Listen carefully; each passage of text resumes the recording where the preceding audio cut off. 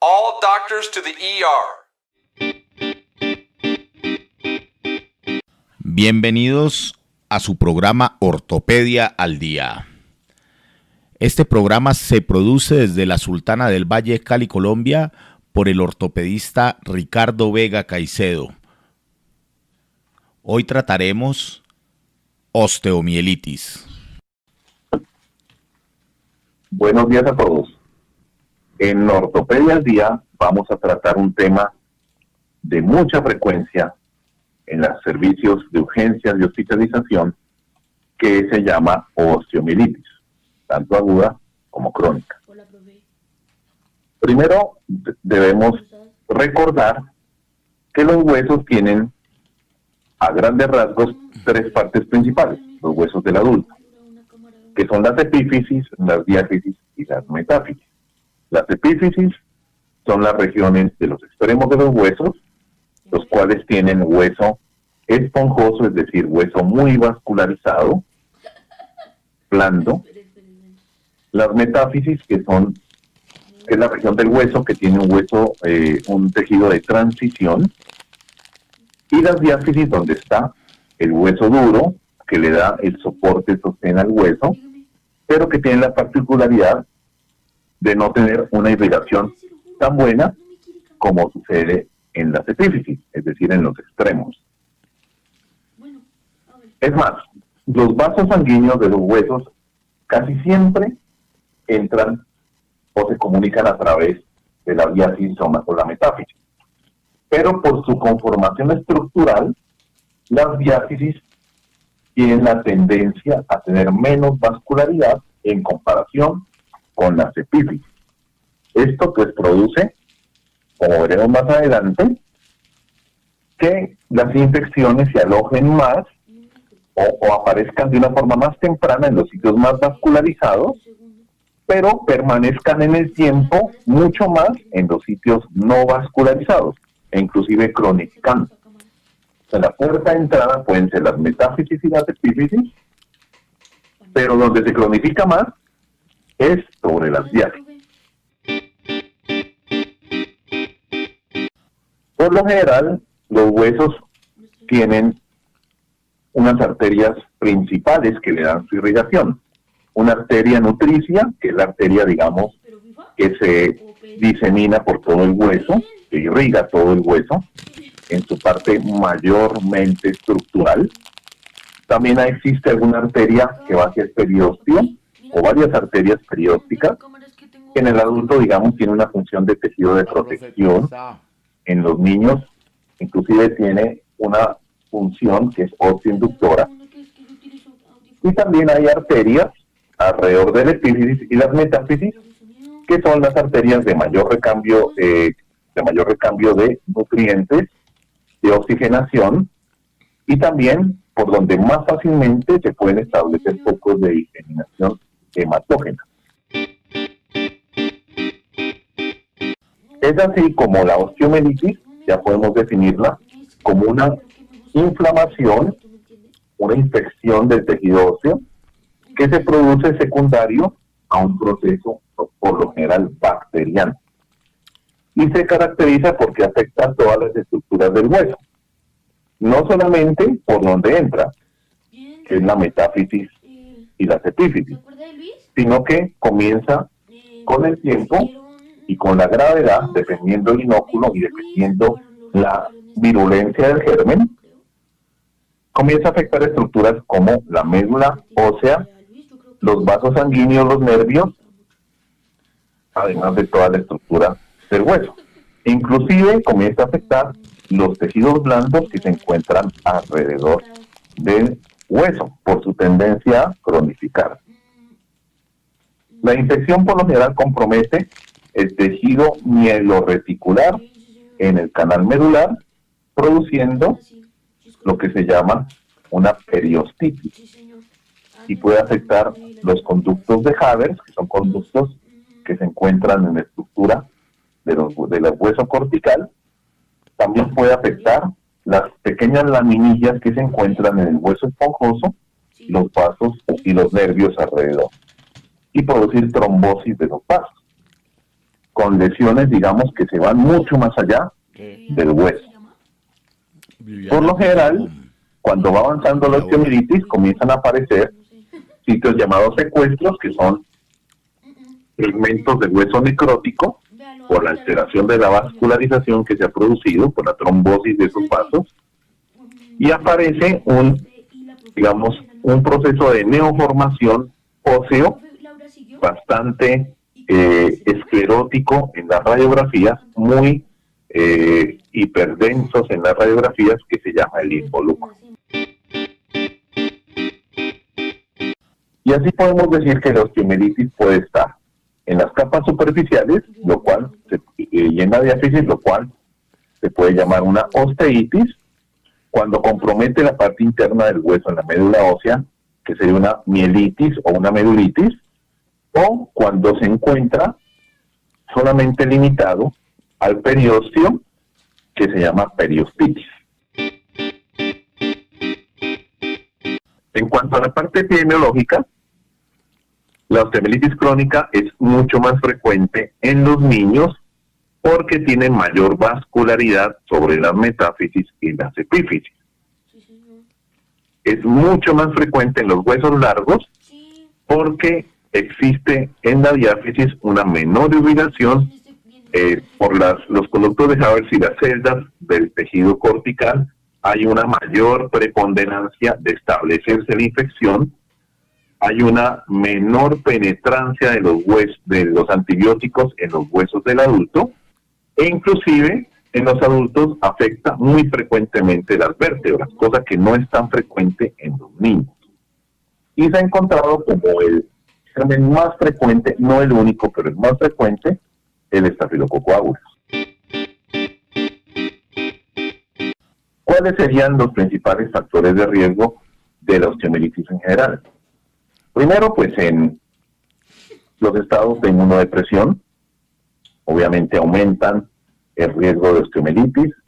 En los adultos, la diabetes, los pacientes con infecciones renales, pacientes con riego sanguíneo deficiente, con cirugías recientes, pacientes que están sometidos a tratamientos con inmunosupresión, pacientes los cuales tuvieron traumas abiertos en el hueso. Los traumas abiertos en el hueso, es decir, las fracturas expuestas, hacen que haya un inóculo directo sobre un tejido estéril previo que era el hueso. Y eso expone y aumenta exponencialmente el índice de infección en el hueso. También el hecho de tener cirugías recientes del aparato osteomuscular o inclusive cirugías por fuera del aparato osteomuscular es un gran factor de riesgo para que se produzca la osteomielitis. Entre el 70 y el 90% de los casos es producido por el Staphylococcus aureus. No obstante, la epidemiología ha ido cambiando y no solamente se encuentra el Staphylococcus, sino que también hay osteomielitis por Streptococcus, por gram negativos, por hemófilos influenza, por Salmonella typhi.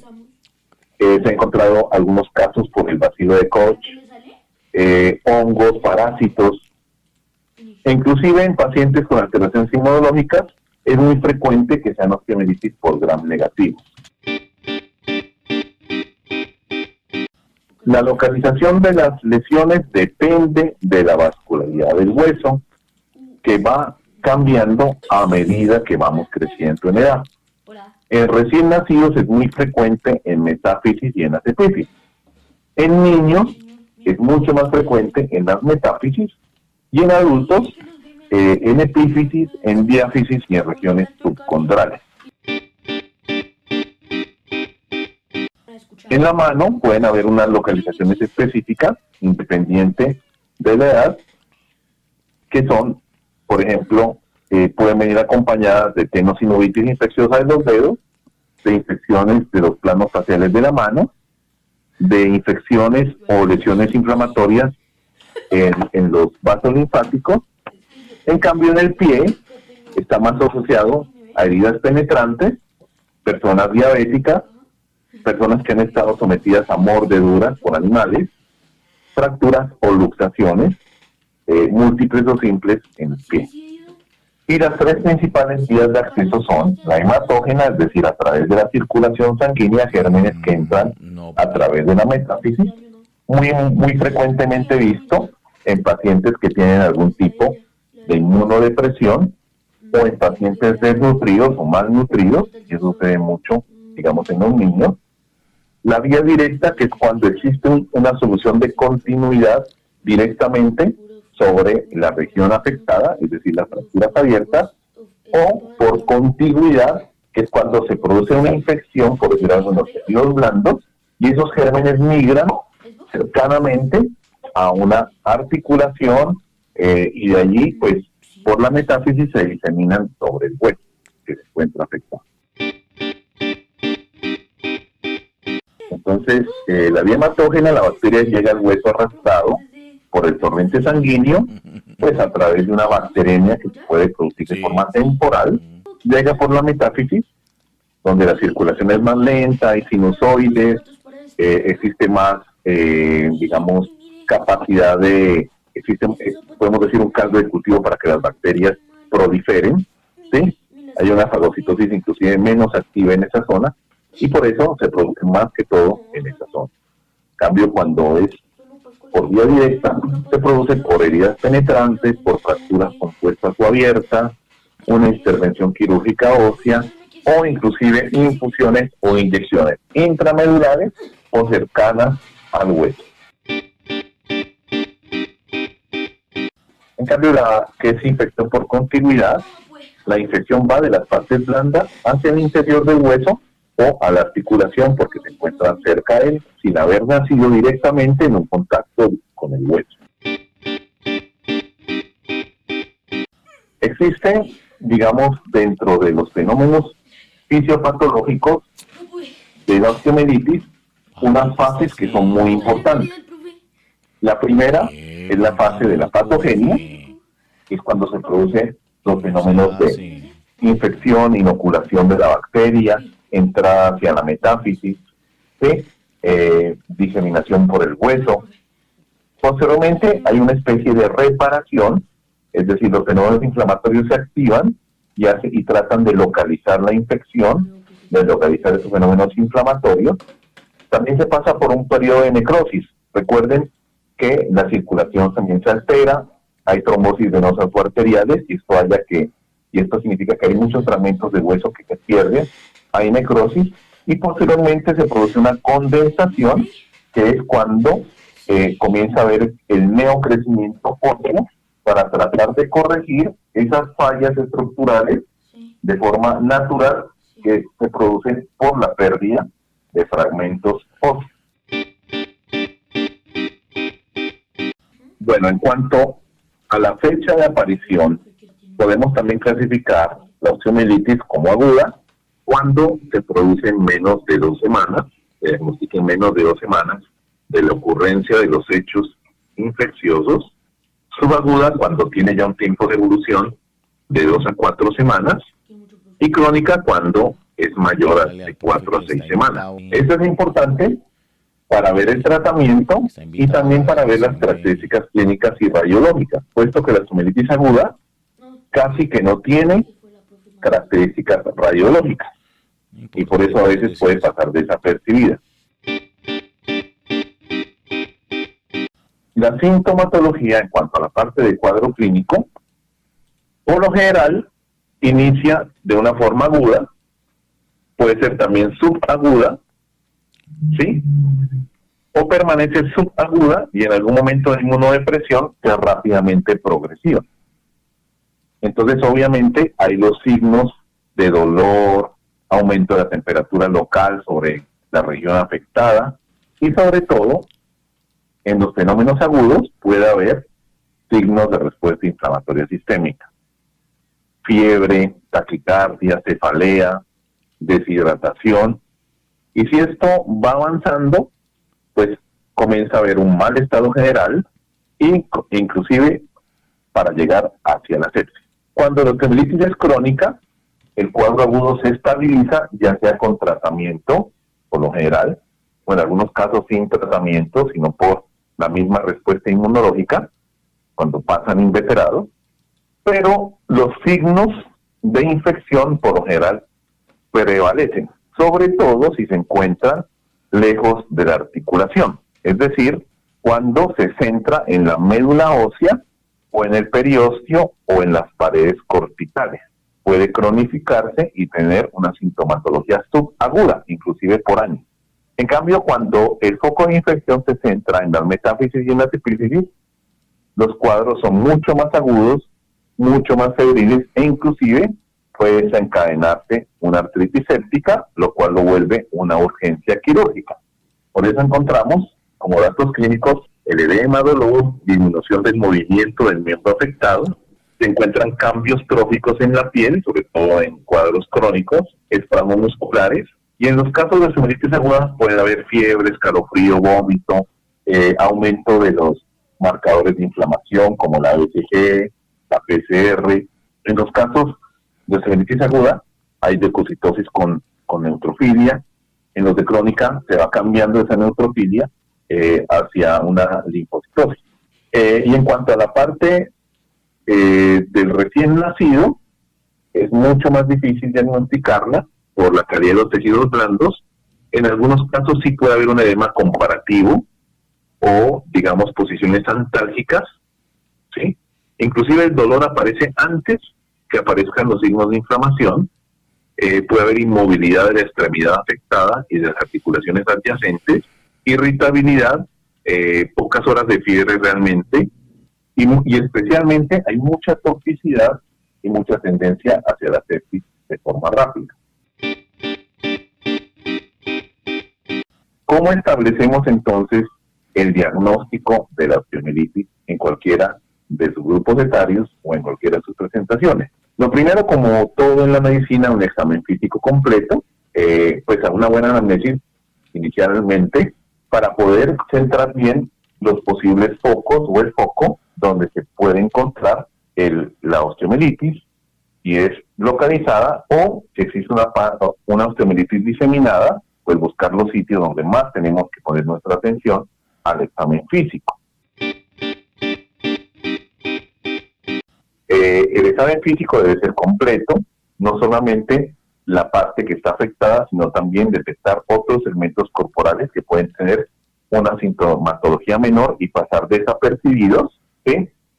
Mirar las características de la piel suprayacente al evento inflamatorio, porque pueden haber cambios tróficos o el edema, que puede ser inclusive con fobia, e importante que existe limitación funcional de las extremidades cercanas, especialmente cuando tenemos osteomielitis cercanas a las articulaciones.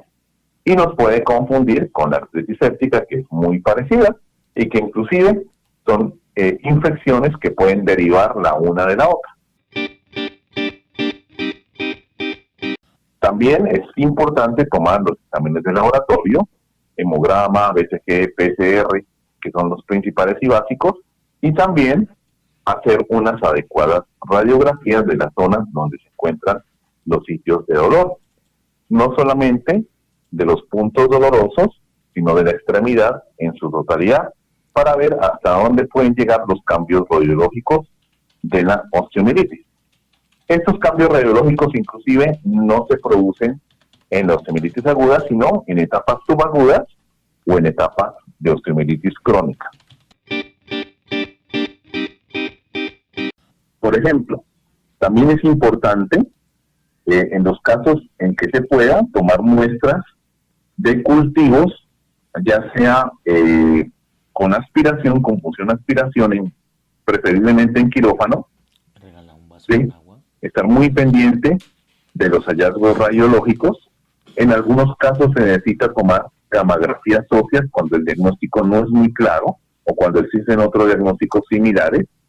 Importante, cuando se decide puncionar el hueso, hacerlo no solamente en la parte del hueso en sí, sino también una punción articular para ver que no haya una artritis séptica concomitante. Y tener en cuenta pues que de acuerdo a la anamnesis también se debe saber qué vamos a encontrar en los hallazgos de laboratorio. La radiografía realmente no mostrará mayores signos óseos hasta pasadas 2 semanas del comienzo de la osteomielitis.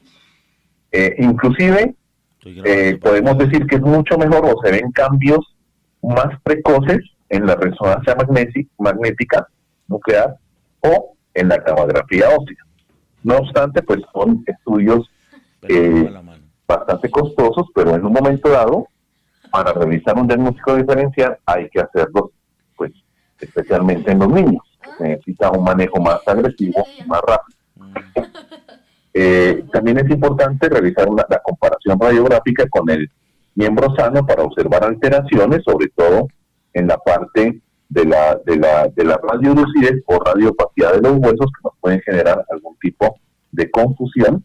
Y podemos decir que el diagnóstico requiere 2 de los siguientes criterios: obtención de material purulento o infeccioso del hueso afectado, hallazgos positivos desde el tejido óseo o de hemocultivos, signos locales de inflamación y un estudio radiológico positivo. O sea, con todo ese análisis podemos nosotros llegar a la conclusión de que se tiene una osteomielitis aguda o crónica.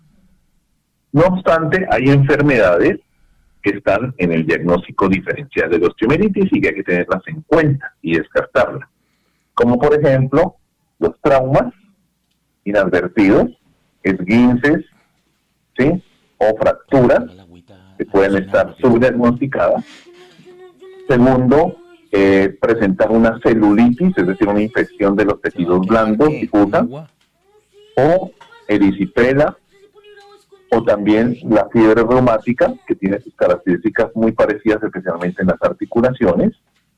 Y la artritis séptica, pues, que es un cuadro muy cercano, también infeccioso, con gérmenes muy similares, pero que obviamente su tratamiento es diferente, puesto que requiere la artrotomía y el tratamiento especial de los gérmenes encontrados en la articulación. Y por lo general, la mayor parte de los cuadros son agudos, son urgencias quirúrgicas y que se resuelven con el tratamiento antibiótico y la artrotomía de la articulación que se está afectada. En cambio, la osteomielitis, su tendencia es a cronificarse, a necesitar tratamiento por largos periodos. Entonces, por eso el diagnóstico diferencial es muy importante. Y el tratamiento en sí, pues hay 2 partes importantes, que es el tratamiento farmacológico y el tratamiento quirúrgico. En cuanto a la parte farmacológica, hay que tener en cuenta que se debe realizar teniendo en cuenta la edad del paciente, teniendo en cuenta el cultivo que se le toma, ¿sí? Hay que tomar muy bien la decisión entre iniciar antibióticos empíricos o iniciarlos después de un cultivo. Procuramos que las osteomielitis crónicas primero sean cultivadas antes de iniciar un antibiótico. En las agudas, pues hay que sopesar riesgo-beneficio del estado general del paciente. Y por lo general, se inicia pues con medicamentos que sean pues para el tratamiento de las infecciones por estafilococo, ¿sí? Se puede utilizar oxacilina en los casos que no haya resistencia, asociado o no, de acuerdo a los esquemas hospitalarios, con clindamicina. En caso de que sea meticilino resistente, ya se va avanzando con vancomicina, y de acuerdo pues al perfil microbiológico se requiere pues otro tipo de medicamentos, ya cefalosporinas de tercera generación. Se pueden utilizar también carbapenémicos, y ya de acuerdo pues a los resultados del antibiograma. Es mucho mejor buscar aislar un germen, ya sea con la punción metafisiaria o por hemocultivos, para poder realizar un tratamiento que por lo general necesita varias semanas. Por ejemplo, cuando es un estafilo resistente a meticilina, se puede utilizar ceftriaxona, clindamicina, se puede utilizar ya vancomicina, en otros casos linezolid. Tener en cuenta pues el perfil microbiológico del antibiograma y tener en cuenta que los tratamientos deben ser más o menos de 4 a 6 semanas para que haya una erradicación del hueso con unos buenos controles clínicos y paraclínicos para ver el estado de actividad, que se realizan con la toma frecuente de hemogramas y de la velocidad de eritrosedimentación y la PCR. En cuanto a la parte quirúrgica, el tratamiento que se hace por lo general es, además de obtener las muestras para cultivo, es realizar el curetaje del hueso para poder retirar y desbridar el mayor hueso necrótico que se encuentra, revitalizar las áreas que no tienen vascularización. El objetivo en sí es canalizar el hueso con el objetivo de eliminar el tejido osteomielítico, también drenar accesos intraóseos que se pueden encontrar, quitar los secuestros, eliminarlos, limpiar las cavidades óseas de material purulento, retirar las fístulas que se pueden presentar, es decir, dejar el hueso en lo más limpio macroscópicamente posible. A veces se necesitan varios procedimientos quirúrgicos para poder hacerlo, ¿sí? En ocasiones el tratamiento quirúrgico va un poco más allá, que es retirar un segmento del hueso que puede estar necrótico para dar un buen margen de vitalidad en el hueso, lo cual puede producir acortamiento de extremidades o alteraciones, digamos, de discrepancia de longitudes de los miembros, ¿sí? También la osteomielitis, es importante el tratamiento de los tejidos blandos, buscar formas eficientes del cubrimiento de las lesiones de tejidos blandos adyacentes, colocación de dispositivos de vacío, de injertos óseos, de colgajos para volver a cubrir el hueso, y cuando se necesita resecar grandes fragmentos de hueso, existen estrategias como la aplicación de tutores externos de transporte o cirugías reconstructivas de alargamiento óseo para poder, recuperar los centímetros que se pierden del tamaño de la longitud, especialmente en miembros inferiores, y así pues que no hayan alteraciones funcionales en los huesos. ¿Qué complicaciones puede tener la osteomielitis?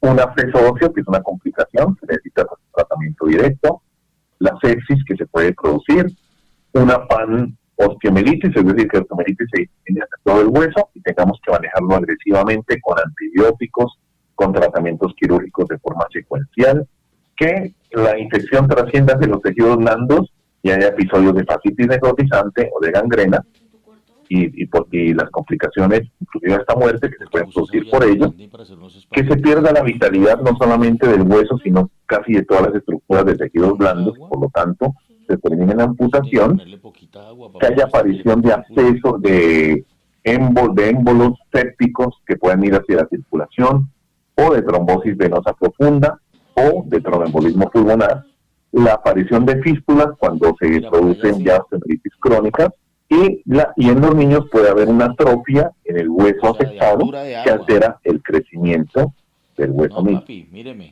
Por lo tanto, es importante, teniendo en cuenta que una de las causas de la osteomielitis son los procedimientos que se realizan tanto en el hueso como en estructuras extraarticulares, es importante la profilaxis antiestafilocócica, por ejemplo, en cirugías de prótesis, ¿sí? En algunos casos colocar cementos con antibiótico, ¿sí?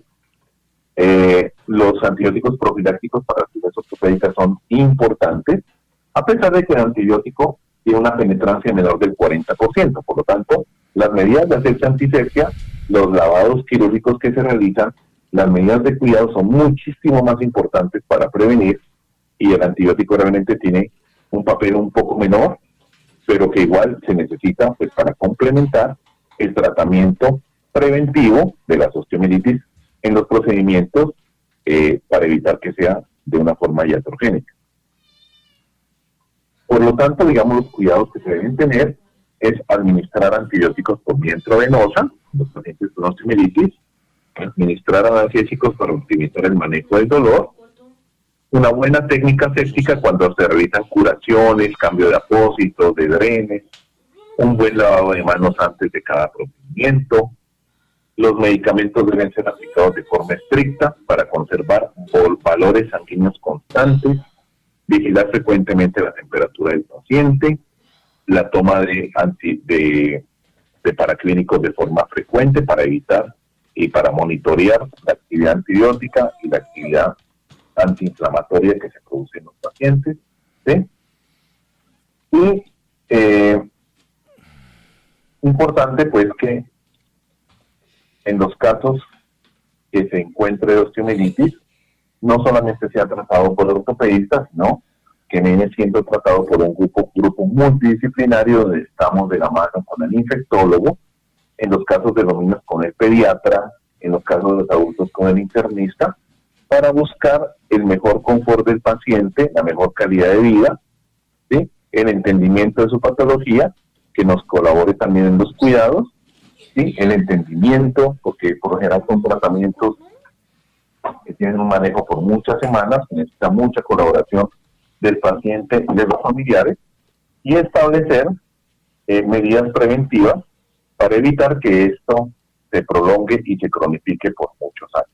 Entonces, como conclusiones de la osteomielitis, podemos decir que se puede producir por vía hematógena, por contigüidad o por una transmisión directa, por exposición directa.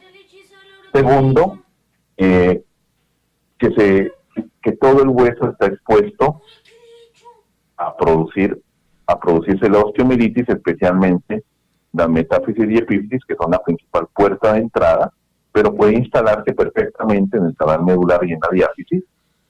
Es mucho más frecuente en los niños, y en los niños la vía principal es la hematógena, por lo tanto, es importante un diagnóstico precoz, tanto físico, clínico como paraclínico, para poder establecer rápidamente el tratamiento, tener como diagnóstico diferencial otros procesos infecciosos, la fiebre reumática, la artritis séptica, los traumatismos, nunca olvidarnos, a veces hay traumatismos ocultos o hay unas historias que no concuerdan, entonces también averiguar muy bien la presencia de traumatismos y que el tratamiento es multidisciplinario, que no solamente es del ortopedista, sino que también depende de la atención y del apoyo de las especialidades como medicina interna, pediatría, infectología y en la parte reconstructiva inclusive con cirugía plástica.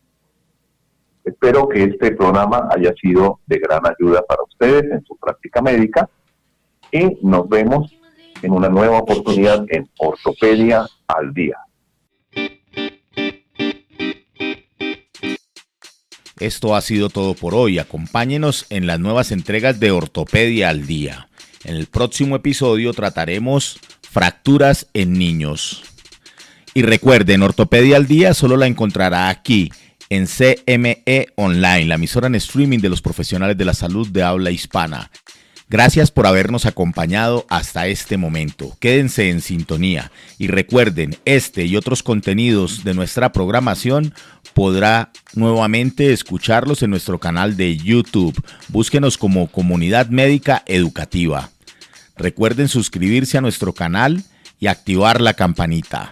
Somos un proyecto social académico sin ánimo de lucro. No expresamos filiación política o religiosa. Solo nos motiva la academia y mejorar las condiciones de salud de las poblaciones que atendemos. Quédese en sintonía. A continuación,